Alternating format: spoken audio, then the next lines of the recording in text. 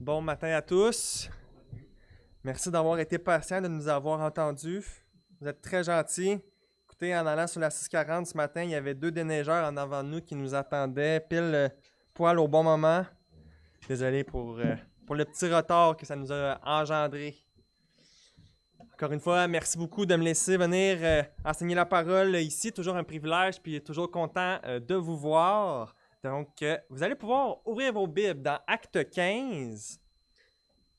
On va lire ensemble du verset 1 à 5, mais on va s'attarder ce matin sur le verset 5.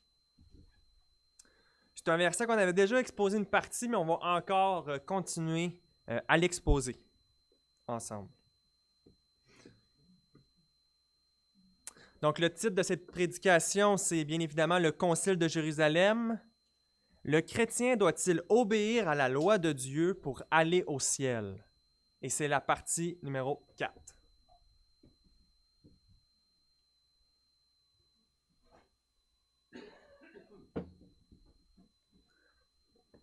Lisons la parole de Dieu.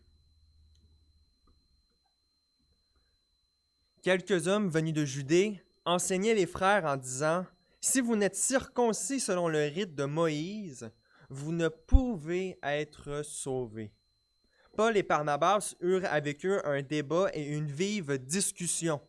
Et les frères décidèrent que Paul et Barnabas et quelques-uns des leurs monteraient à Jérusalem vers les apôtres et les anciens pour traiter cette question. Après avoir été accompagnés par l'Église, ils poursuivirent leur route à travers la Phénicie et la Samarie, racontant la conversion des païens. Ils causèrent une grande joie à tous les frères. Arrivés à Jérusalem, ils furent reçus par l'Église, les apôtres et les anciens, et ils racontèrent tout ce que Dieu avait fait avec eux. Alors, quelques-uns du parti des pharisiens qui avaient cru se levèrent en disant qu'il fallait circoncire les païens et exiger l'observation de la loi de Moïse. 4 points ce matin pour nous. Premier point, l'obéissance et le salut. Deuxième point, la distinction biblique entre la justification et le salut. Troisième point, le jugement dernier selon les œuvres. Et quatrième point, comment plus abonder en bonnes œuvres. Prions ensemble. Ah Seigneur, comme que je suis indigne de me tenir devant mes frères et mes sœurs pour enseigner ta parole, Seigneur. Seigneur, ta parole est pure, tu es un Dieu 3 fois saint. Sans la justice du Christ qui nous est couverte, sans le pardon qu'il nous a acquis, on n'aurait aucune espérance de s'approcher de toi. Oui, ta parole nous dit que alors qu'on s'approche de toi, on s'approche non pas simplement d'une montagne comme dans l'Ancienne Alliance, mais de la cité céleste. Quelle grâce, Seigneur, que au lieu de nous laisser à nos passions et à nos vains désirs, tu nous conduis dans ta maison par ton esprit à chaque dimanche matin. On te prie, Seigneur, que par ce texte, tu puisses nous bénir, Seigneur Dieu, et que tu puisses nous amener à plus t'obéir, comme qu'on avait lu ce matin avec Romains 12, qu'on puisse se dédier à toi, se consacrer à toi, Seigneur. Oui, il y a des gens qui sont dans d'autres religions, qui sont des religions qui sont fausses et qui sont malheureusement plus consacrés parfois à leur fausse divinité que nous, qu'on l'est consacré à toi, Seigneur, qui est le seul vrai Dieu. Oui, utilise ce texte ce matin pour nous aider, Seigneur Dieu, nous éclaircir. Je te prie de préserver ma langue de l'erreur, Seigneur Dieu, et que tout puisse être fait en accordance avec ta parole. Dans le nom de Jésus. Amen.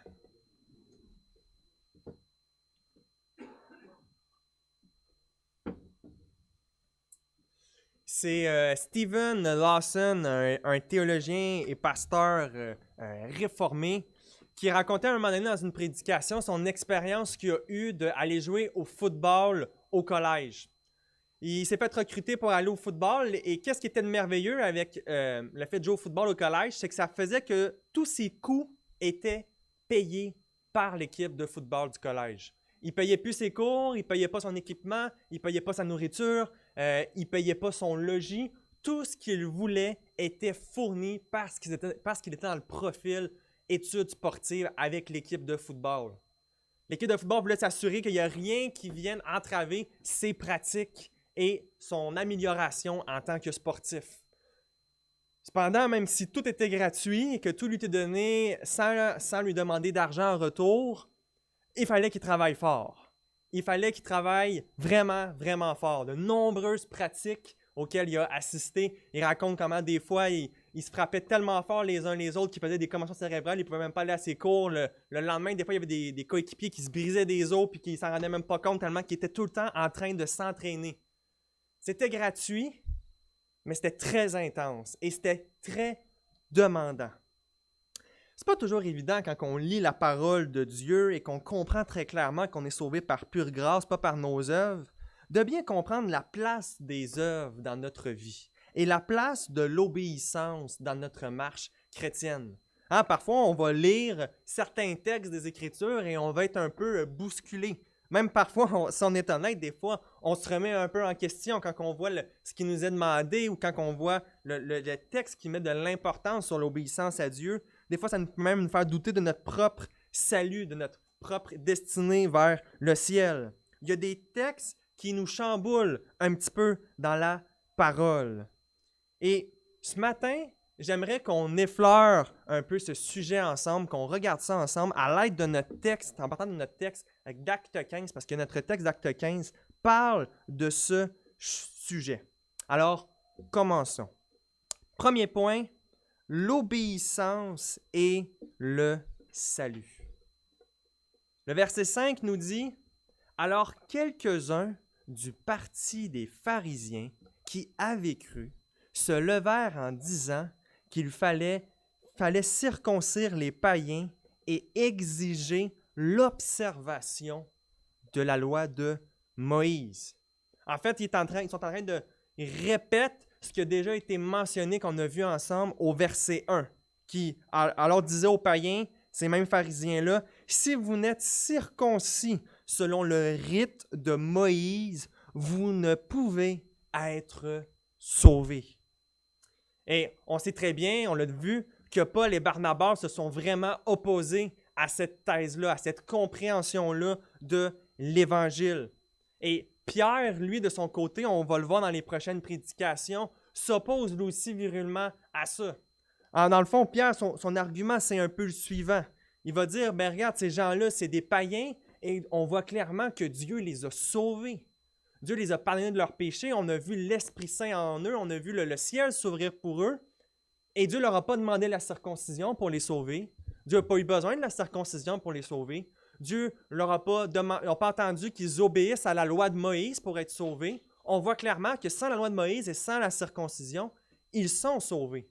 Et là, Pierre va dire, nous, qu'on n'a même pas été capable d'obéir à cette loi-là, pourquoi est-ce que vous, à votre tour, vous voulez leur obliger à obéir ça quand on voit clairement que Dieu ne les oblige pas pour les amener dans son alliance et les sauver? Donc, c'est ça un peu l'argumentaire de Pierre. Donc, Pierre est d'un unisson avec Paul et Barnabas que ceci va contre l'Évangile, de demander aux païens d'obéir à la loi de Moïse, sinon quoi? Ils ne peuvent pas être sauvés. Donc, ils sont rejetés comme enseignement car ils rajoutent une condition que Dieu, lui, ne place pas. Cependant, en quoi le fait d'exiger l'obéissance de façon nécessaire pour avoir accès ultimement au salut est problématique dans ce contexte-là bien précis? Est-ce que c'est pas ce que certains textes du Nouveau Testament semblent nous montrer ou nous enseigner? C'est-à-dire qu'un chrétien doit avoir des œuvres et œuvrer s'il veut être sauvé ultimement. Par exemple, lisons Hébreux 12, verset 14. « Recherchez la paix avec tous et la sanctification, sans laquelle personne ne verra le Seigneur. » Donc là, l'auteur de l'Épître aux Hébreux est en train de nous dire que si on n'a pas la sanctification, on n'a pas l'espérance de voir le Seigneur. Est-ce qu'ici, l'auteur de l'Épître aux Hébreux n'est pas en train de faire exactement ce que les pharisiens font dans Acte 15, mais avec un autre sujet? C'est-à-dire, les pharisiens leur disent, vous êtes obligés, vous devez obéir à la loi de Moïse et vous faire circoncire, sinon vous n'êtes pas sauvés. Eh bien, ici, l'auteur de l'Épître aux Hébreux semble faire la même chose, mais au lieu de mettre la circoncision et l'obéissance à la loi de Moïse, il a l'air de mettre le fait de chercher la sanctification, sans quoi personne n'a d'espérance de voir le Seigneur. L'apôtre Paul aussi semble, et peut-être bien que c'est l'apôtre Paul qui a écrit l'Épître aux Hébreux, mais dans Philippiens 2,12, l'apôtre Paul va nous dire la chose suivante. « Ainsi, mes bien-aimés, comme vous avez toujours obéi, travaillez à votre salut avec crainte et tremblement, non seulement comme en ma présence, mais bien plus encore maintenant que je suis absent. » Il va rajouter dans 2 Thessaloniciens 2,13 « Pour nous, frères bien-aimés du Seigneur, nous devons à votre sujet rendre continuellement grâce à Dieu, parce que Dieu vous a choisi dès le commencement pour le salut, par la sanctification de l'Esprit et par la foi en la vérité. » Donc, on est sauvé par la sanctification de l'Esprit. Et le Seigneur Jésus lui-même semble aller encore plus loin dans Matthieu 25, en expliquant comment va se passer le jour du jugement. Il dit la chose suivante, Matthieu 25, à partir du verset 31. « Lorsque le Fils de l'homme viendra dans sa gloire avec tous les anges, il s'assiera sur le trône de sa gloire. Toutes les nations seront assemblées devant lui. Il séparera les uns d'avec les autres, comme le berger sépare les brebis d'avec les boucs. Il mettra les brebis à droite et les boucs à sa gauche. Alors le roi diront à ceux qui seront à sa droite, c'est-à-dire les brebis, « Venez, vous qui êtes bénis de mon Père, prenez possession du royaume qui vous a été préparé dès la fondation du monde. Car j'ai eu faim et vous m'avez donné à manger. J'ai eu soif et vous m'avez donné à boire. J'étais étranger et vous m'avez recueilli. J'étais nu et vous m'avez vêtu. J'étais malade et vous m'avez visité. J'étais en prison et vous êtes venus vers moi. » Les justes lui répondront, « Seigneur, quand avons-nous vu avoir faim? Et t'avons-nous vu nous donner à manger? Ou avoir soif? Ou t'avons-nous donné à boire? Quand t'avons-nous vu étranger? Et t'avons-nous recueilli ou nu? Et t'avons-nous vêtu? Quand t'avons-nous vu malade ou en prison? Et sommes-nous allés vers toi? » Et le roi leur répondra, « Je vous le dis en vérité, toutes les fois que vous avez fait ces choses à l'un de ces plus petits de mes frères, c'est à moi que vous les avez fait. » Donc là, Jésus, on est au jugement, et il nous dit qu'il sépare les boucs des brebis. Sur quelle base? Ici, le texte n'a pas l'air de nous montrer que c'est une demande de « est-ce que vous aviez la foi? » Il est en train de regarder les œuvres et regarder comment est-ce qu'ils ont traité les autres chrétiens. Est-ce que Jésus, ici, est en train de contredire Paul, Barnabas et Pierre au Concile de Jérusalem? Est en train de faire « Non, j'exige des choses pour le salut. Je demande, c'est tellement important qu'au jour du jugement, c'est sur ça que je vais baser mon jugement. » 2 Corinthiens 5,10 « Car il nous faut tous comparaître devant le tribunal de Christ, afin que chacun reçoive selon le bien ou le mal qu'il aura fait étant dans son corps. » Jérémie 17,10 « Moi, l'Éternel, j'éprouve le cœur, je sonde les reins pour rendre à chacun selon ses voies, selon le fruit de ses œuvres. » Avez-vous assez peur? Qu'est-ce qu'on fait de tout ça? De tous ces textes-là que je viens de citer? Est-ce que la Bible, dans le fond, c'est juste un livre avec plein de voix dissonantes, contradictoires, qui, à un moment donné, on écoute l'apôtre Paul et d'un côté de sa bouche, nous dit qu'on est justifié par la foi seule, et d'un autre côté, il nous dit qu'on doit travailler pour être sauvé. Est-ce que c'est ça qui est en train de se passer ici? Je vous l'ai peut-être déjà dit, désolé si je me répète, mais j'étais dans un cours de philosophie à l'Université de Montréal, c'était un cours de philosophie grecque. Et on était rendu à notre étape où est-ce qu'on regardait le fameux livre de Platon, ça s'appelle La République de Platon. C'est une théorie que Platon y fait de politique, mais à travers le livre, on voit également sa philosophie. Et notre professeur, donc elle qui est docteur en philosophie, elle était spécialisée dans Aristote et Platon, elle nous disait que Platon, au début de la République, il dit un élément et qu'à la fin, il a l'air de dire exactement le contraire. Donc, Platon, il a l'air vraiment de se contredire. Mais notre professeur nous a arrêtés rapidement et nous a dit, mais là, c'est bien important de comprendre. Il y a plein de spécialistes qui ont étudié ces textes-là et qui sont d'accord que Platon, il ne se contredit pas. Là. Il y a des explications qu'on donne à ce que Platon va dire. La logique, c'est la suivante, c'est que c'est dans le même écrit, c'est le même livre, la même œuvre de Platon, puis Platon, c'est un des plus grands philosophes qui a existé. Les lois de la logique, les lois de la non-contradiction, il savait comment ça fonctionne, c'est lui qui a été dans les premiers à vraiment décortiquer ça, et Aristote a continué encore plus loin après lui. Ma professeure venait de nous introduire, sans le savoir, à un principe d'herméneutique. Herméneutique, c'est quoi? C'est la science de l'interprétation. On peut faire de l'herméneutique autant de la Bible qu'un texte de loi, que la Constitution américaine. C'est l'art de comprendre un texte. Et il y a une règle en herméneutique que tout le monde est d'accord qu'on soit croyant ou pas croyant. Ça s'appelle le principe herméneutique de charité. C'est quoi que ça stipule, ce principe-là? C'est que quand on lit un auteur au sein de son œuvre, on présuppose que l'auteur est capable de créer une pensée qui est un tant soit peu cohérente. C'est-à-dire que si, admettons, il y en a qui vont dire que si, admettons, c'est pas le même écrit, là, c'est sûr que ça serait différent. Mais au sein d'une même œuvre littéraire, on essaye d'être charitable avec l'auteur, surtout si c'est un grand intellectuel ou c'est quelqu'un de renom. Donc, c'est quelque chose qu'on fait et c'est très mal vu dans l'académie. Si vous partez et que vous dites que Platon, par exemple, s'est contredit, il faut que vous défendez votre point. Il faut que vous montrez que les explications adverses pour harmoniser Platon ne font aucun sens et que c'est vraiment une preuve certaine que Platon s'est contredit. Et donc, si on peut faire ça avec Platon, à quelle plus forte raison qu'on peut faire ça avec les écrits de Paul en lui-même, avec les écrits de Pierre en lui-même, avec les paroles de Jésus en elles-mêmes? Même si on ne les fait pas interférer les unes avec les autres, si on fait juste rester dans les livres respectivement, à plus forte raison, est-ce qu'on n'a pas le droit de chercher à voir s'il n'y a pas d'autres passages pour nous éclairer sur qu'est-ce qui se passe ici avec ces apparentes contradictions? Surtout qu'en plus de ça, nous avons la foi que Dieu a préservé sa parole et que sa parole est sans erreur et est inhérente. Alors regardons qu'est-ce qui se passe ici avec ces textes-là.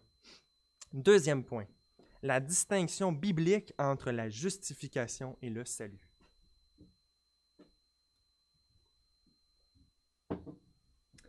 Comme disait René Descartes dans son livre La méthode, pour résoudre un problème, il faut partir des choses les plus simples, évidentes et sûres et monter de plus en plus vers les choses les plus complexes. On doit premièrement commencer avec ce qu'on sait qu'on ne peut pas se tromper. C'est clair à 100%. Du premier passage des Écritures au dernier, que l'homme en lui-même n'a pas la capacité de mériter le salut. Comprends les textes apparemment les plus difficiles qui soient, cette vérité-là retentit à travers toutes les Écritures. L'homme a commis des fautes et mérite la colère de Dieu, et même les œuvres qu'il fait, Ésaïe nous dit, sont comme un vêtement souillé. Avant d'aller plus loin, c'est bien clair de comprendre que l'Écriture, encore et encore et encore, nous présente le salut, non pas en nous-mêmes, mais dans la personne du Christ Jésus. Regardez l'apôtre Paul, comment il passe du temps à bien expliquer ça sans aucune ambiguïté. Romains 3, versets 19 à 28. Or, nous savons que tout ce que dit la loi, elle le dit à ceux qui sont sous la loi, afin que toute bouche soit fermée. Quand il dit toute bouche, il veut parler des Juifs et des non-Juifs, c'est ça dans le contexte. Mais il veut inclure tout le monde. Et que tout le monde soit reconnu coupable devant Dieu. Ça a-tu l'air bien parti pour être capable de se justifier soi-même? On n'a même pas avancé, puis on vient juste de voir qu'il nous dit que tout le monde, on est condamné. Car personne, c'est assez exhaustif, ne sera justifié devant lui, en parlant de Dieu, par les œuvres de la loi. Puisque, c'est quoi la raison, Paul? C'est par la loi que vient la connaissance du péché. Tu penses que tu te justifies par la loi, mais en fait, tu es en train de te faire avoir parce que la loi est en train justement de te montrer que tu n'es pas capable de lui obéir puis que tu es condamné par elle. Mais maintenant, sans la loi est manifestée la justice de Dieu. Okay? Fait que nous, on n'est pas capable d'accomplir la justice, mais Dieu, lui, il a une justice à laquelle rendent témoignage la loi et les prophètes. Justice de Dieu par les œuvres, par la foi en Jésus-Christ pour tous ceux qui croient. Fait que là, regardez la logique de Paul ici. Les gens ne sont pas capables d'obéir à la loi. Personne ne va être justifié devant Dieu par la loi.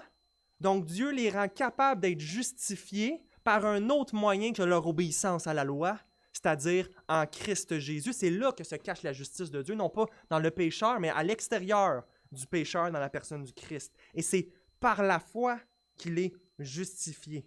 Il n'y a pas de distinction, car tous ont péché et sont privés de la gloire de Dieu, et ils sont gratuitement justifiés par sa grâce, par le moyen, quel moyen? Ma piété, mon obéissance, ma vie de prière, par le moyen de la rédemption qui est en Jésus-Christ. C'est lui que Dieu a destiné à être par son sang, pour ceux qui croiraient, victime propitiatoire afin de montrer sa justice, parce qu'il avait laissé impunis les péchés commis auparavant au temps de sa patience. Il montre ainsi sa justice, donc c'est la justice de Dieu, dans le temps présent, de manière à être juste, tout en justifiant celui qui a la foi en Jésus. Pourquoi il dit que Dieu, faut qu'il montre sa justice? Parce que de façon apparente, ça n'a pas l'air juste. Il n'est pas juste, le pécheur n'est pas juste en lui-même, mais Dieu le justifie pareil. C'est pour ça que Paul il dit que là, Dieu il montre sa justice. Vous voyez que Paul il est en train là, d'argumenter, de défaire des arguments au fur et à mesure qu'il avance dans l'Épître aux Romains, qui anticipe ce que les pharisiens vont dire et leur montre que dans le fond, Dieu il s'arrange tout pour que la justice ne soit pas dans le pécheur, mais soit dans le Christ. Et là, regardez bien. Où donc est le sujet de se glorifier? Il est exclu. Par quelle loi? Par la loi des œuvres? Non, mais par la loi de la foi. Car nous pensons que l'homme est justifié par la foi sans les œuvres de la loi. C'est un peu difficile de rendre ça plus clair que ce que c'est déjà. Du côté de Jésus maintenant. En vérité, je vous le dis, celui qui croit en moi a la vie éternelle. Pas faut qu'il la gagne. Il l'a. Ça lui est donné. Jean 6, verset 29. Ils lui dirent, « Que devons-nous faire pour faire les œuvres de Dieu? » Jésus leur répondit, « L'œuvre de Dieu, c'est que vous croyez en celui qui l'a envoyé. » 1 Jean 5, 13, maintenant l'apôtre Jean. « Je vous écris ces choses afin que vous sachiez que vous avez la vie éternelle, vous qui croyez au nom du Fils de Dieu. » Une des choses les plus dangereuses avec l'Évangile catholique romain ou l'Évangile orthodoxe, c'est que les personnes qui sont là-dedans n'ont pas d'assurance du salut. Ça peut se perdre à tout moment. Ils n'ont aucune espérance d'avoir la vie éternelle. Parce que peut-être que demain matin, ils vont commettre un péché mortel, qu'ils n'auront pas le temps d'aller se confesser, ou etc. Mais là, ici, l'apôtre Jean, il veut que les chrétiens sachent qu'ils ont la vie éternelle. Éphésiens 2, 8 à 10, « Car c'est par la grâce que vous êtes sauvés, par le moyen de la foi, et cela ne vient pas de vous, encore une fois, ça ne vient pas du pécheur, c'est le don de Dieu, ce n'est point par les œuvres, afin que personne ne se glorifie. Si ça serait par les œuvres, la gloire, elle ne serait pas à Dieu, elle serait à l'homme, nous dit Paul. Car nous sommes son ouvrage, ayant été créés en Jésus-Christ pour des bonnes œuvres. » Donc là, c'est Paul qui nous explique, qui nous le montre, puis les œuvres, il les met après la justification, que Dieu a préparé d'avance afin que nous les pratiquions.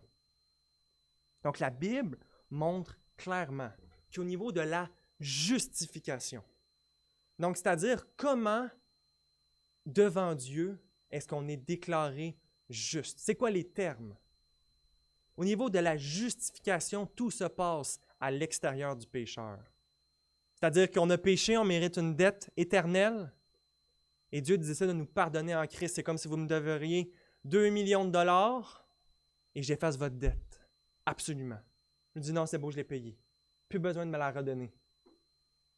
Et en plus de ça, on n'est pas juste. Donc, oui, OK, on est pécheur, on est pardonné, mais si ça arrêterait juste là, on serait juste neutre. On n'aurait pas de faute, mais on n'aurait pas plus de justice. Donc, ce que Dieu fait, c'est qu'il prend la justice parfaite de son Fils, lui qui dit « Je ne suis pas venu pour abolir la loi, mais pour accomplir la loi », que tout obéit au commandement pour nous et que le Père prend la justice du Christ et te la donne à toi, pauvre pécheur, absolument gratuitement, par le moyen de la foi. Ça, c'est l'Évangile. Ça, c'est la justification. Et dans ce processus-là, autant les Écritures que les pères, que la tradition réformée est claire. Rien de l'homme n'est impliqué dans la justification. Tout vient de Dieu.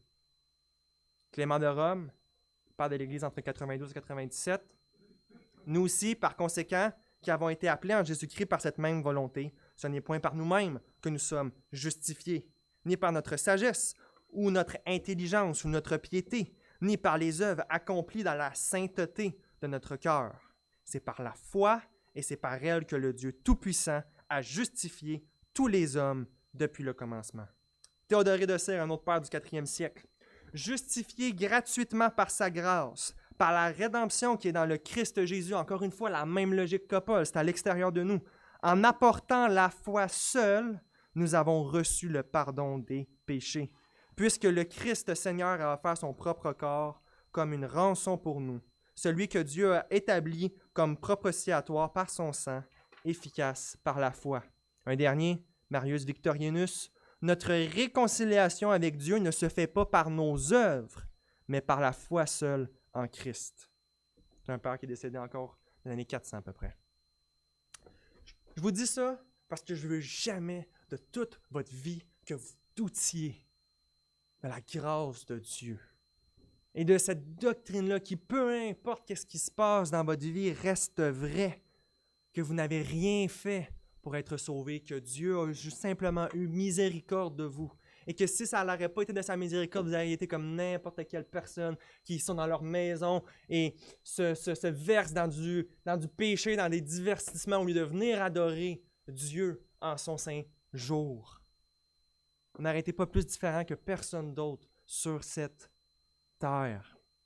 Comme disait Jonathan Edwards, la seule chose que vous avez contribué à votre salut est le péché qui l'a rendu nécessaire. Deuxième point. La distinction biblique entre la justification et le salut. C'est bien beau de dire ça, mais qu'est-ce qu'on fait de tous ces textes que j'ai cités avant? Si c'est bien beau, OK, là on voit, on est justifié par la foi seule, mais pareil, on croit à toute l'inspiration des textes des Écritures. Et ce qui est bien important de faire, comme qu'on dit en latin, on aime toujours ça dire des phrases en latin, n'est-ce pas? Il faut être tota scriptura, il faut lire toutes les Écritures et laisser une place dans notre théologie à tout ce que la Bible dit, peu importe si on est content de l'entendre ou pas. On suit ce que la Bible dit, puis on ajuste notre théologie en fonction de ce qu'elle nous dit. C'est bien important oui, la Bible interprète la Bible, mais c'est bien important de ne pas jumeler ça avec le fait que la Bible fait juste flatter tous les textes, puis les rend exactement pareils, puis qu'on ne peut pas laisser des nuances émerger pour enrichir notre théologie. Donc, si on est justifié par la foi seule, pourquoi est-ce que l'Écriture donne une importance si cruciale aux œuvres, tellement cruciale que c'est lié au jugement dernier, nous dit Jésus?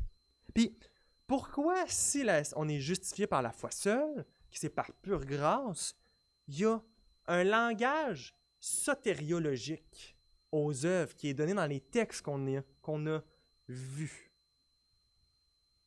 Comment ça se fait qu'il semble avoir une certaine ambiguïté, si je pourrais dire, avec des mots sotériologiques pour parler des œuvres? Une chose qui est fondamentale à comprendre avec les Saintes Écritures, ça c'est vraiment quelque chose d'important à comprendre pour étudier la parole de Dieu, c'est que la Bible, c'est pas un livre de théologie systématique. Qu'est-ce que je veux dire par là? Un livre de théologie systématique, un bon livre de théologie systématique, c'est un livre qui va prendre des doctrines puis qui va les expliquer dans comment est-ce qu'ils sont expliqués dans la parole. Par exemple, on pourrait avoir la doctrine de Dieu. Fait que là, on va tout sortir les attributs que la parole donne à Dieu, puis on va les expliquer. Donc, la théologie systématique, c'est tout ce que la Bible dit sur un sujet. On pourrait faire une théologie systématique de la prière, du pardon, du sacrifice, toutes ces choses-là. Et dans un livre de théologie systématique, quand c'est académique, c'est bien important qu'on est précis, très précis dans les mots qu'on utilise. Puis si on utilise un mot, on va mettre une petite note de bas de page, puis on va prendre 3-4 lignes pour bien l'expliquer, puis le distinguer des autres concepts qui sont parlés dans le livre de théologie. Puis quand on va retrouver le mot ou un mot encore une fois plus tard, et on va une deuxième petite note qui va nous dire « Allez voir la note du début, où est-ce que c'est défini. » Vous voyez que c'est de l'académie, là. On s'assure le plus possible qu'il n'y ait absolument aucune ambiguïté de quoi que ce soit, qu'on explique toujours ce qu'on est en train de dire. Eh bien, la Bible, c'est pas comme ça que ça fonctionne. Et la Bible n'a pas besoin de fonctionner comme ça, et c'est pas comme ça que Dieu a voulu que la Bible fonctionne. Des fois, la Bible utilise un mot, OK? Ou un champ lexical de ce mot-là, ça veut dire des mots familiers à ce mot-là, qui parfois fait référence à une chose et parfois à une autre chose. Laissez-moi vous donner un exemple concret de ça. Vous allez voir que la Bible utilise le langage du salut, mais que le salut, elle ne l'équivaut pas en utilisant ce mot-là. Elle ne fait pas toujours référence à la justification. Ce qui demande aucune œuvre de notre part, qui est faite par pure grâce, par la foi seule. Okay? Je vais vous donner des exemples chez Paul. 3 exemples. Éphésiens 2,8 nous dit « Vous avez été sauvés. » OK, ça prend le mot « salut ». Mais là, c'est clair que Paul nous dit que c'est un événement qui s'est fait dans le passé. Puis c'est terminé. Vous avez été, ça s'est passé dans le passé, sauvés. Bon, OK. Fait que là, ici, Paul, en nous disant que c'est dans le passé, puis en utilisant le mot « salut », on comprend qu'il parle de notre justification. Ah, on sait que notre justification s'est passée dans le passé, désolé de dire 2 fois le même mot, mais c'est assez clair à ce niveau-là. OK, parfait. Deuxième exemple, 1 Corinthiens 1,18.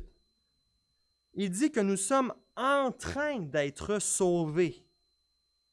OK, donc là, c'est quelque chose qui se passe en ce moment. Donc ça veut dire que dans la tête de Paul, même s'il utilise le mot « sauver », il ne va pas dire la même chose que la justification, parce qu'on sait que la justification, c'est passé. Hein? Dieu l'a fait une fois pour toutes. C'est quelque chose qui est en train d'être arrivé, qui se passe en ce moment. Vous êtes en train d'être sauvés en ce moment.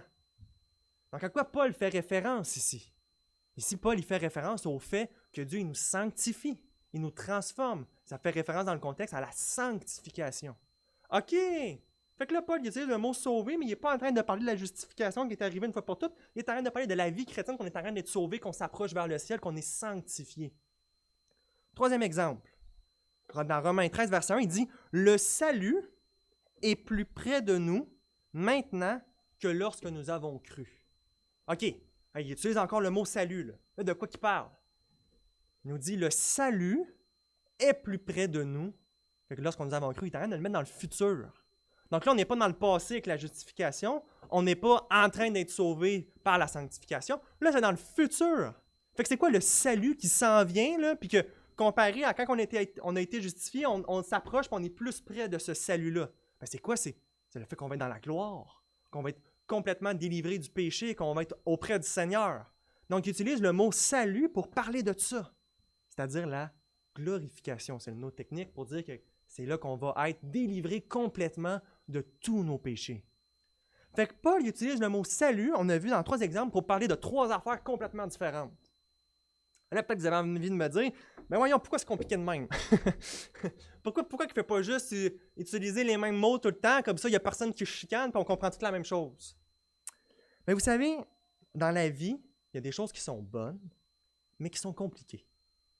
Les mathématiques, c'est bon. C'est utile. Mais si vous avez déjà fait des problèmes de maths, il y a des problèmes de maths très faciles, mais des problèmes de maths, quand on arrive dans des tangentes linéaires et des choses comme ça, hein, dans des matrices pour ceux qui ont fait de l'algèbre, ça c'est le fun, hein? C'est ça. Mais c'est des maths pourtant. Puis c'est possible de comprendre les mathématiques. C'est un art qui a dû nous donner l'intellect pour qu'on puisse comprendre. Mais ceux qui sont vraiment, vraiment, vraiment bons en maths, ben, c'est ceux qui ont été faire un baccalauréat, une maîtrise, un doctorat, puis qui passent leur vie à faire des calculs. Mais c'est une bonne chose, les maths. Mais Dieu a créé ça d'une façon qui est difficile, puis ça demande de l'effort. C'est utile, la médecine. C'est une bonne chose. On est capable de découvrir comment guérir des maladies par la grâce commune de Dieu. Est-ce que c'est facile d'être en médecine? Est-ce que c'est facile d'étudier la médecine? Non. C'est utile, la physique. C'est vrai, la physique, il y a des vraies lois. C'est-tu simple à découvrir? Est-ce qu'on en découvre une nouvelle loi physique à tous les jours en regardant les oiseaux? Non, il y a des physiciens qui sont à l'université qui passent leur vie à faire de la recherche. La biologie, c'est la même chose. Des fois, dans la vie, il y a des choses qui sont compliquées, mais que c'est des bonnes choses pareilles. Puis que, vous savez quoi? Que ça soit correct que ça soit de même. Parce que qu'est-ce qui rend ça si beau? C'est que la parole de Dieu étant faite comment est-ce qu'elle est faite, vous allez pouvoir la lire toute votre vie, puis à tous les jours, vous allez pouvoir apprendre quelque chose de nouveau sur Dieu. Puis vous allez plus pouvoir grandir dans votre connaissance de la parole de Dieu. Même si la Bible, ça dirait juste Dieu y existe, ça serait juste ça la révélation, on pourrait déjà passer l'éternité à penser sur ça, mais Dieu vous a donné page après page après page après page où est-ce que vous pouvez aller étudier puis écouter d'autres qui ont été étudiés. Des fois, quand tu fais des problèmes de maths, tu vas voir ton professeur, tu vas voir ton ami qui est volé, puis tu écoutes des cours. C'est le même principe. La parole, c'est spirituel, hein? Si on n'a pas l'Esprit de Dieu, on n'est pas capable de comprendre, mais une fois qu'on a compris, Dieu veut qu'on utilise aussi notre intellect pour analyser la parole. Donc, c'est pas toujours simple, mais c'est pour ça que Dieu il a mis dans son Église des enseignants. C'est pour ça que Dieu a mis dans son Église des gens qui se dédient à l'étude de la parole. C'est pour aider le peuple de Dieu, nourrir le peuple de Dieu. Hein, le rôle que Jésus a donné à Pierre, c'était de paître les brebis. De les nourrir, de prendre soin d'eux, de ne pas leur donner de la mauvaise nourriture, de leur donner de la bonne nourriture. L'apôtre Paul, il dit « prêche la parole ». À qui il donne ça? C'est à Timothée. Donc, vous voyez toute l'utilité du corps de Christ. On a chacun des dons. Il y en a que c'est plus facile, il y en a que c'est moins facile, mais on est là ensemble. On est là pour que tous soient bénéficiaires. Fait que la Bible utilise ce langage-là, on utilise un langage sotériologique pour ne pas toujours parler de la justification, qui, elle, est sans œuvre par pure grâce. Hein? Comme par exemple le baptême. L'apôtre Pierre va nous dire le baptême qui maintenant vous sauve. Ben voyons donc. La Bible nous montre qu'on est justifié par la foi seule. Oui, mais parce que c'est pas ça qu'il veut dire. Il n'est pas en train de te parler de la justification absolue. C'est comme Augustin aussi va dire que le baptême sauve, mais Augustin va également dire que c'est pas parce qu'on a eu le lavement extérieur qu'on a eu le lavement intérieur. Comment dit, c'est pas parce qu'on a été baptisé qu'on a la purification interne de l'esprit, parce qu'Augustin, en débattant, va dire, ben, il y a des hérétiques qui se font baptiser, puis ils continuent à être des hérétiques après, on voit clairement que l'esprit n'est pas en eux. Fait que c'est pas parce qu'on est lavé à l'extérieur qu'on est pur à l'intérieur, comme nous dit Augustin. Mais la Bible va quand même utiliser un langage sotériologique. Paul, il va nous dire que dans le baptême, on est mort avec Christ, on est ressuscité avec Christ. Mais c'est un langage parce qu'il y a une connexion forte entre le salut et le baptême, parce que le baptême représente. Mais encore une fois, elle utilise ce langage-là, mais elle nous montre clairement que c'est la justification qui, seule, donne à 100% par grâce l'accès au ciel. Donc, le mot justification a un sens très précis et le mot salut dans la Bible a un sens beaucoup plus large, englobe beaucoup plus d'éléments que simplement le moment où est-ce que Dieu vous a sauvé par pure grâce. Hein, des fois dans la Bible, en parlant du mot salut, on va mettre là-dedans, oui, la justification, mais la sanctification, la glorification, le pardon, l'entrée au ciel, le chemin pour aller au ciel, la délivrance de la puissance du péché, etc. Donc, dans la tradition réformée, et je suis convaincu aussi, basée sur les Écritures, les réformateurs n'ont eu aucun problème à dire régulièrement dans leurs écrits, en débattant avec les catholiques romains, qu'on est justifié par la foi seule, mais que les œuvres sont nécessaires au salut. Pourquoi qu'ils disent ça, sans se contredire? C'est parce que ça ne veut pas dire la même chose. Le salut au sens large, c'est-à-dire le salut où est-ce qu'on va vers le ciel, le chemin vers le ciel. Par exemple, regardez ce que François Turretin affirme. Donc, François Turretin, c'est un protestant, un très grand théologien, un réformé, qui réfute les catholiques romains sur leur compréhension de la justification, parce que pour les catholiques romains, la justification, ça peut grandir, ça peut baisser, ça doit se maintenir. On peut y contribuer à notre justification, notre déclaration d'être juste devant Dieu.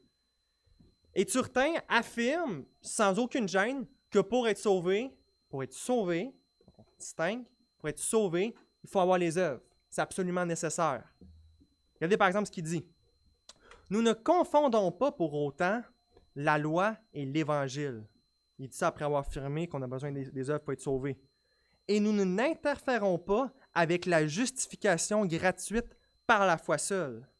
Les bonnes œuvres sont requises, non pas pour vivre selon la loi, autrement dit, comme si on serait encore dans l'alliance des œuvres, Adam et Ève, là, puis il faut qu'on obéisse pour être justifié.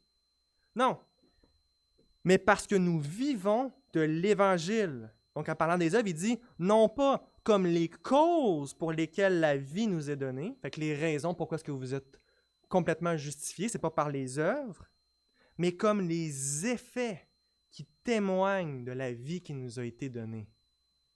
Elles sont liées, en parlant des œuvres, à la justification, non pas de manière antécédente, dans le sens que vous auriez eu des bonnes œuvres, puis là, Dieu vous aurait justifié parce que vous avez eu des bonnes œuvres.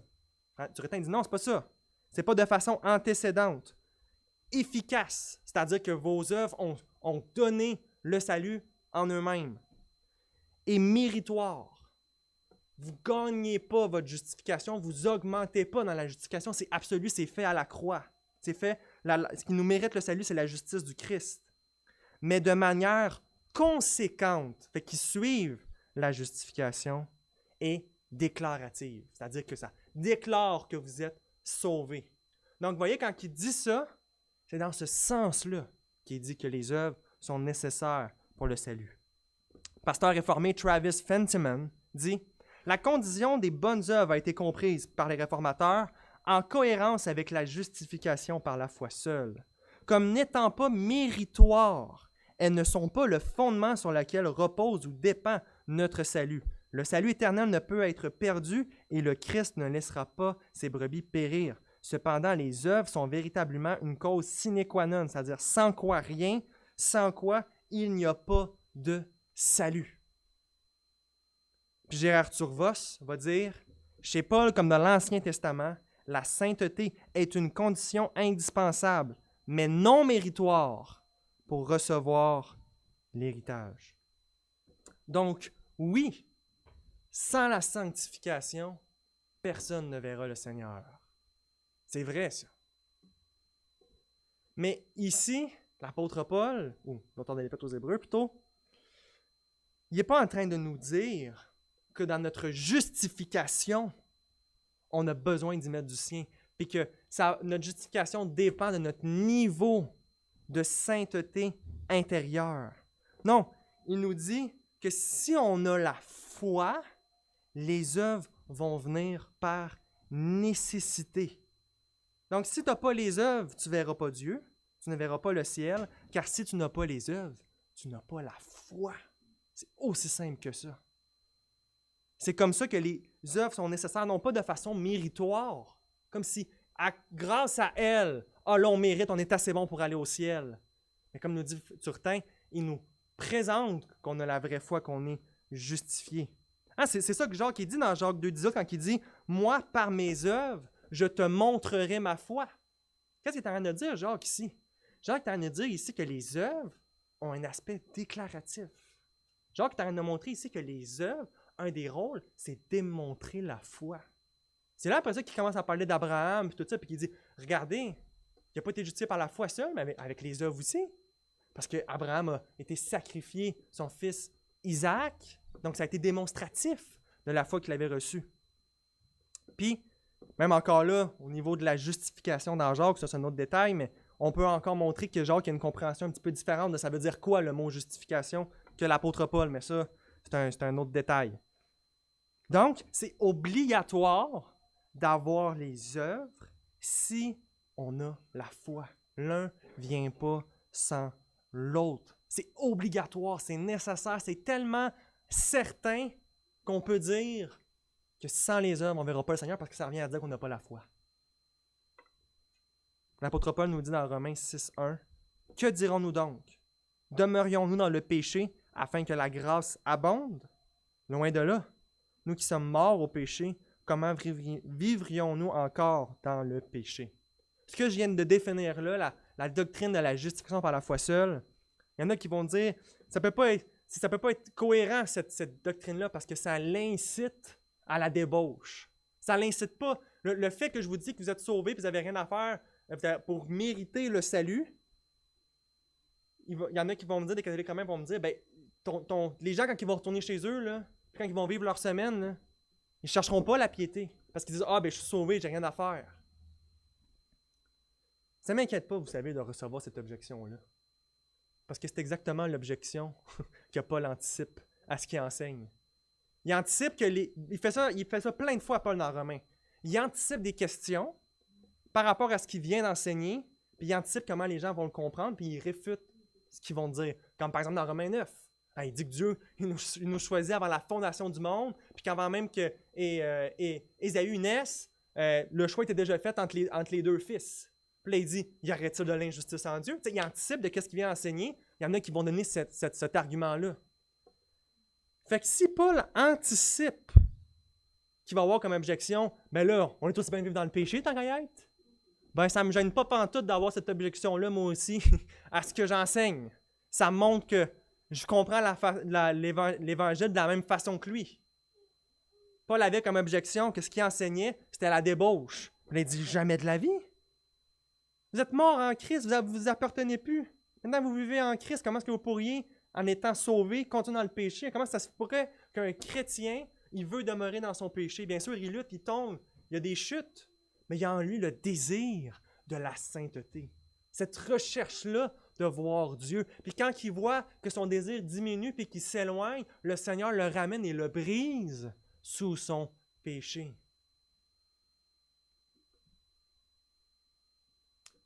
Paul n'enseignait pas la justification par les œuvres. Paul anticipait même qu'il allait être critiqué pour ne pas enseigner ça. Ah ouais, puis dire que les œuvres, ça fait juste découler de la foi, puis que ça ne sauve pas. Ah, ça, c'est votre compréhension protestante, réformée. Là. C'est pas ça que la Bible a dit, c'est pas ça que la tradition dit. Un catholique pourrait nous dire. Jean Chrysostome. Comme à cette grâce de la justification doit nécessairement succéder une vie vertueuse, déployons un zèle en rapport avec ce don. Il a le même réflexe que nous. La justification, elle arrive, doit nécessairement succéder une vie vertueuse. Qu'est-ce qu'il comprend Jean Chrysostome en écrivant, en commentant sur l'apôtre Paul, tout ça? Lui qui est un saint catholique puis un saint orthodoxe, en passant, Jean Chrysostome, c'est un des plus grands théologiens qui existait. Il y en a qui le mettent deuxième après Augustin. Je peux vous donner une idée, c'est qui Jean Chrysostome? Mais il incite les chrétiens à obéir à cause de leur justification. Ça doit découler nécessairement. Là. Oui, tu as la justification, puis il dit bien avant, dans le passage, qu'on est justifié par la foi seule, mais il dit ça doit nécessairement. Fait que c'est pas on vit comme qu'on veut, puis il n'y a pas de stress. Là. Si on pense comme ça, on n'a pas la vraie foi. Si on n'a pas le désir d'obéir à Dieu, on n'a pas la vraie foi, c'est aussi simple que ça. Pour Chrysostome, la vie vertueuse n'est pas la cause de la justification, mais la conséquence. Troisième point, le jugement. Fait que, autrement dit, juste avant que j'aille à mon troisième point, vous comprenez que quand vous arrivez devant un texte dans les Écritures, que ça nous dit le mot salut, que ça a un langage sotériologique, demandez-vous bien de quoi il est en train de parler l'apôtre Paul. Est-ce qu'il est en train de parler de ce qui s'est passé une fois pour toutes quand vous avez mis votre foi en Christ, ou il est en train de parler d'autre chose? Parce qu'on a vu clairement que des fois, il le fait en utilisant ce langage-là. C'est bien important de se rappeler ça pour ne pas se laisser faussement troubler par le mot salut ou un langage qui est semblable au salut. Troisième point. Le jugement dernier selon les œuvres. Un autre élément qui pourrait nous dire, ils n'ont pas raison, les apôtres Paul, Barnabas et Pierre, de dire qu'il faut rejeter l'obéissance comme nécessaire au salut. Je vais y venir à ça. Parce que Jésus, il nous dit, lui, qu'on va être sauvé par les œuvres au jour du jugement. Ça va être sur les œuvres qu'on va être jugé. Si c'est la foi qui est justifiée, pourquoi que Jésus fait impliquer les œuvres? Mais c'est encore le même principe, que les œuvres ont un rôle déclaratif. Regardez comment est-ce que John Owen, s'il y a bien quelqu'un dans la vie qui n'est pas catholique romain, c'est John Owen. Puis regardez qu'est-ce qu'il va dire, puis comment il est tout à fait à l'air à dire ça. En fait, il est tellement à l'aise de dire ça que c'est dans son livre « La doctrine de la justification par la foi ». Fait que ça vous donne une idée. Il dit « Nous accordons librement, il parle aux catholiques, que Dieu exige d'elles, c'est-à-dire les personnes qui sont justifiées, une obéissance personnelle indispensable que l'on peut appeler sa justice, une justice évangélique. Et qu'en fonction de cette obéissance, nous serons déclarés justes au dernier jour et que sans elle, personne ne le sera. C'est-à-dire que si au dernier jour, il n'y a pas d'évidence de la foi, John Owen nous dit qu'on ne sera pas déclaré juste. Encore une fois, John Owen explique, Ce n'est pas par mérite, comme si ça rajouterait quelque chose à votre justification. C'est par nécessité logique. C'est-à-dire que les œuvres, vous allez être examinées selon vos œuvres, mais vos œuvres vont pointer à la foi. Mais là, peut-être que vous allez me dire, mais oui, mais pourquoi c'est le même? Dieu, il sait que j'ai la foi. Pourquoi il ne ferait pas juste dire, ah ben, ok, Clément, Barbara, c'est bon, vous avez la foi, je me rappelle, vous êtes convertis dans telle année. Ok, nous, comment, go. Non, c'est pas ça qu'il fait. Pourquoi il ne fait pas ça comme ça? Il connaît tout. Pas besoin de commencer à se faire juger, puis oui, t'as fait telle affaire, t'as fait telle affaire. J'ai pas envie là, de rentrer là-dedans. Là. Pourquoi il ne fait pas juste me faire rentrer directement? Ben oui, je suis sauvé en Jésus, puis tout, puis j'ai été impact. On réfléchit comme ça, puis on se dit, ça fait pas de sens. Pourquoi il fait ça comme ça? Eh bien, vous allez aimer ma réponse, qui est super élaborée et complexe. C'est que c'est comme ça que Dieu veut le faire. Qu'est-ce que vous voulez que je vous dise? Vous lui demanderez pourquoi il veut faire ça de même. Mais l'idée, c'est que c'est pas si absurde que ça quand on y pense. Parce qu'on fait ça dans l'Église locale elle-même. C'est quelqu'un qui s'en vient et qui va se faire baptiser. Hein, il veut entrer dans le royaume de Dieu sur terre, l'Église du Christ. Est-ce que vous allez simplement faire Kumbaya, t'as la foi? Non. Vous allez regarder, premièrement, ce qu'il croit, ce qu'il professe, vous allez regarder sa vie aussi. Vous allez voir, est-ce qu'il y a un désir de suivre le Christ? Est-ce qu'il y a un désir de mettre sa vie en règle?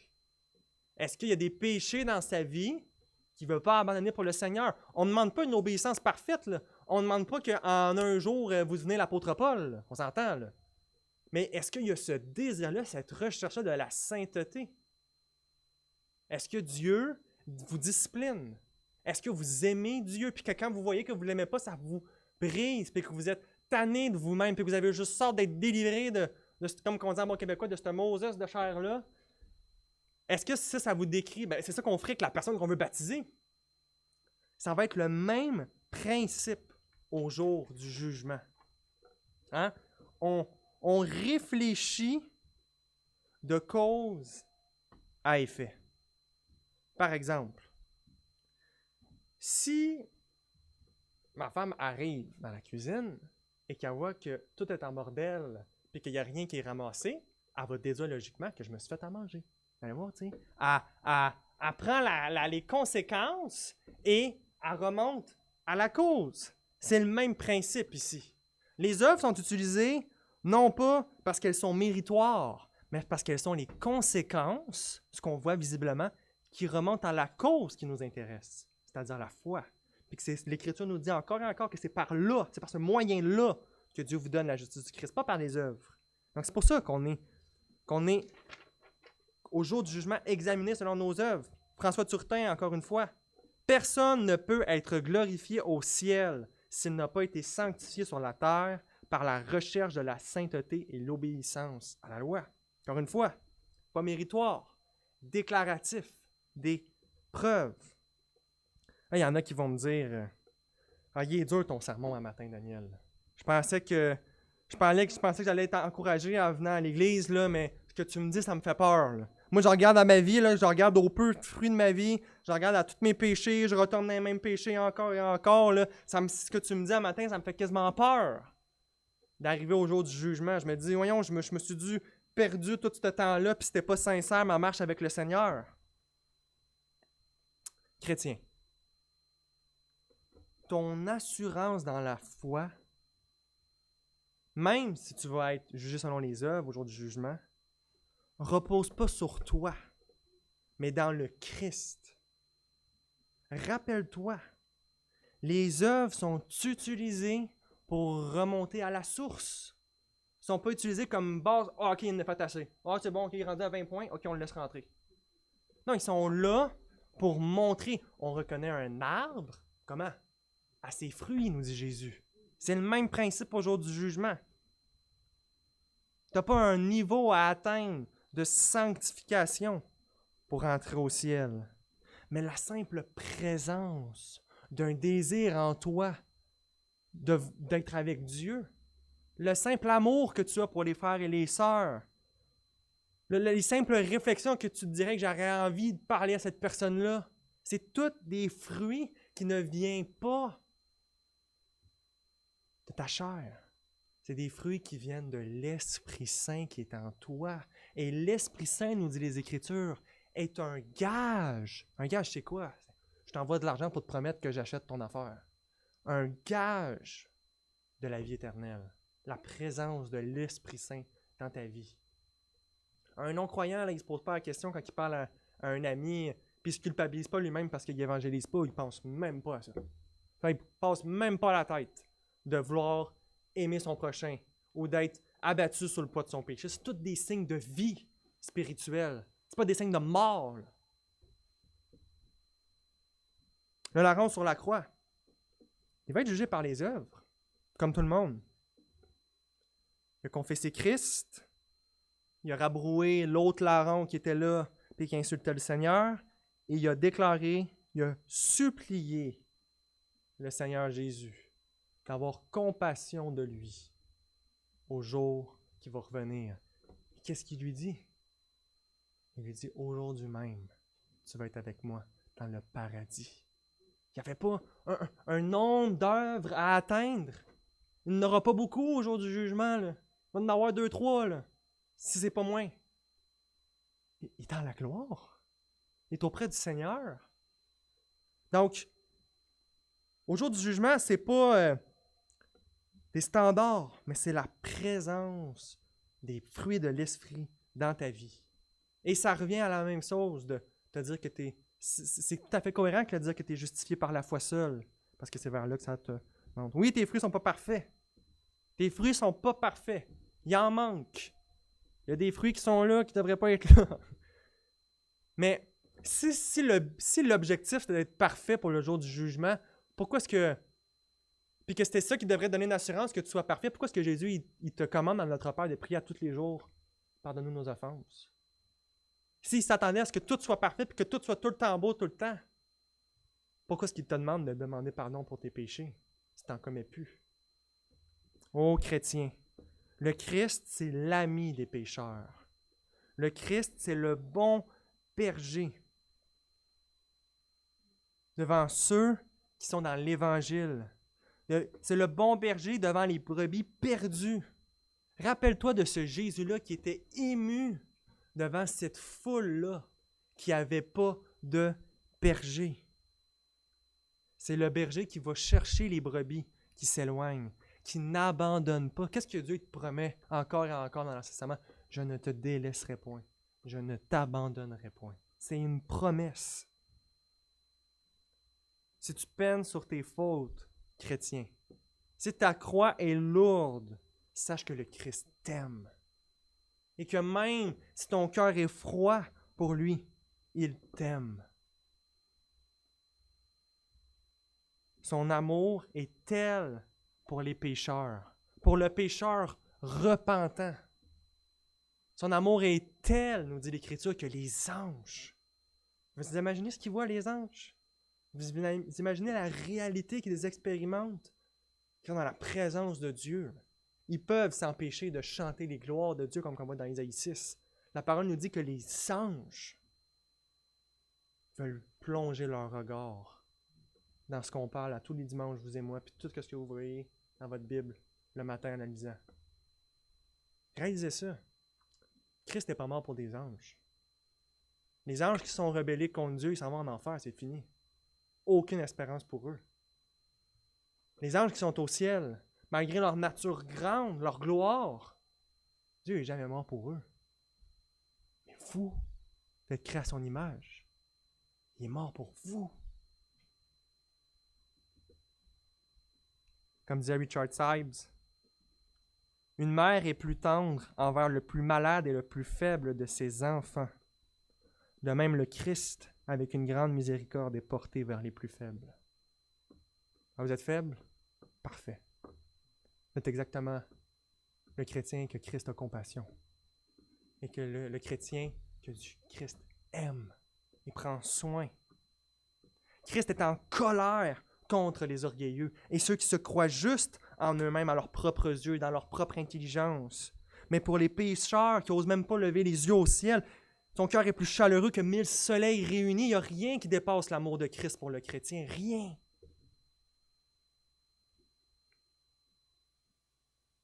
Alors, n'aie pas peur.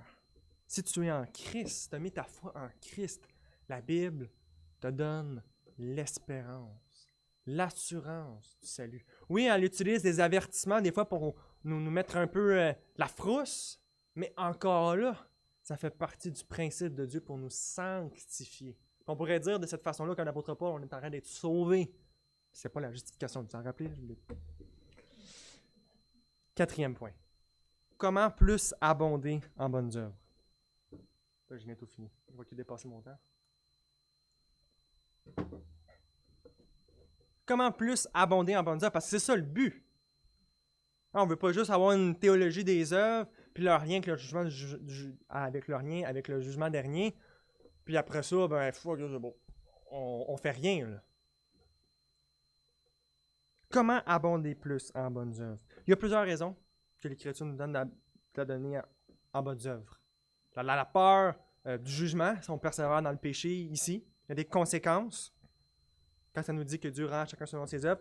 La peur au jour du jugement, de devoir être devant Dieu, puis devant toutes les myriades d'anges, puis tout ça, puis qu'il y a ce péché-là qui est montré. Hein, la Bible nous dit qu'il n'y a plus de condamnation à Jésus-Christ, mais qui sait qu'est-ce qui va arriver? Est-ce que Dieu va nous montrer un déplaisir? Est-ce qu'on va pleurer? Est-ce qu'on va briser? On va être brisé en voyant ce qu'on a fait? Tu sais que ça va être quoi exactement? On ne sait pas la nature, mais la parole nous dit qu'on ne doit pas craindre la condamnation. On est en Christ. Mais qu'on va quand même, les péchés qu'on a fait dans le secret de notre cœur, tout va être révélé, nous dit Jésus. Toutes les paroles qu'on a dites. Fait que, est-ce que ça, c'est un bon motif pour obéir? Bien sûr. Mais je trouve que dans la parole et dans ma vie personnelle, une des choses qui nous amène le plus à être en feu pour le Seigneur et à abandonner ce péché-là qui traîne, c'est contempler l'amour de Dieu dans le pardon qu'il nous a donné. Dimanche dernier, on a eu à notre église Dominique Anger qui est venu faire une prédication sur la femme qui vient devant Jésus, qui pleure sous ses pieds et qui lave ses pieds avec ses cheveux. Parce que c'était une femme, une pécheresse notoire, connue.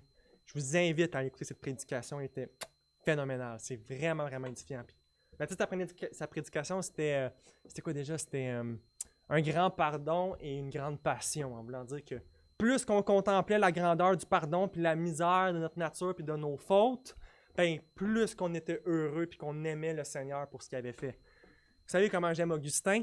Puis Dominique Anger a cité Augustin, puis j'ai recopié sa citation parce qu'elle est merveilleuse. Dans le fond, Augustin est en train d'expliquer pourquoi il écrit son fameux livre, Les Confessions d'Augustin, que je vous invite tous et toutes à lire. Dans le fond, le livre, c'est une prière au complet. Il prie tout le long. Le livre, c'est une prière adressée à Dieu. Mais c'est magnifique, c'est un chef-d'œuvre. Puis, parce que là, il va commencer à tout raconter sa vie, raconter comment Dieu l'a sauvé, les péchés qu'il commettait avant, tout ça, comment est-ce qu'il réfléchissait. Il s'analyse tout depuis sa tendre enfance, Augustin, avec cette œuvre-là. Puis voici ce qu'il dit par rapport à pourquoi est-ce qu'il veut faire ça. Regardez comment c'est beau. Je veux me souvenir de mes hontes passées et des impuretés charnelles de mon âme, non que je les aime, mais afin de vous aimer, mon Dieu. C'est par amour de votre amour que j'accomplis ce dessein. Je repasse par mes voies perverses, je les évoque amèrement pour goûter votre douceur. Ô délices qui ne trompez pas, délices heureux et sûrs qui me recueillez en vous, m'arrachant à la dispersion où je me dissipais à l'époque où mes détournements de vous, je me perdais en mille vanités. Je veux me souvenir des hontes de passé, de mes impuretés, afin de vous aimer. C'est-à-dire que le contraste qu'Augustin va faire avec ses confessions entre ce qu'il était puis ce que Dieu maintenant est pour lui en Christ, puis le pardon qu'il a donné, il a dit c'est ça. C'est pour vous aimer, mon Dieu, que je fais ça. Regardez votre état de pécheur. Regardez ce que Christ a fait à la croix pour vous. Prenez le temps de, quand vous voyez que votre cœur est froid puis que vous prenez ça pour acquis, là, forcez-vous là, à y penser. Là. Demandez à Dieu qu'il vous fasse sentir tout le poids de cette vérité-là, que le seul juste, on l'entend, notre oreille devient habituée, mais c'est scandaleux. Le seul juste mort pour des injustes. regardez à vos péchés. Maintenant, regardez à la croix, comme disait Robert Murray McCheyne, que Dominique citait. À chaque regard à vous-même, faites 10 regards à Christ. Chaque fois que vous voyez vos péchés, allez à la croix. C'est en allant à la croix, en voyant la beauté de Christ, son amour, que là, le péché va commencer à perdre de son attirance pour vous. Vous allez faire, j'ai lui, au lieu d'avoir ça, qui l'a crucifié à la croix.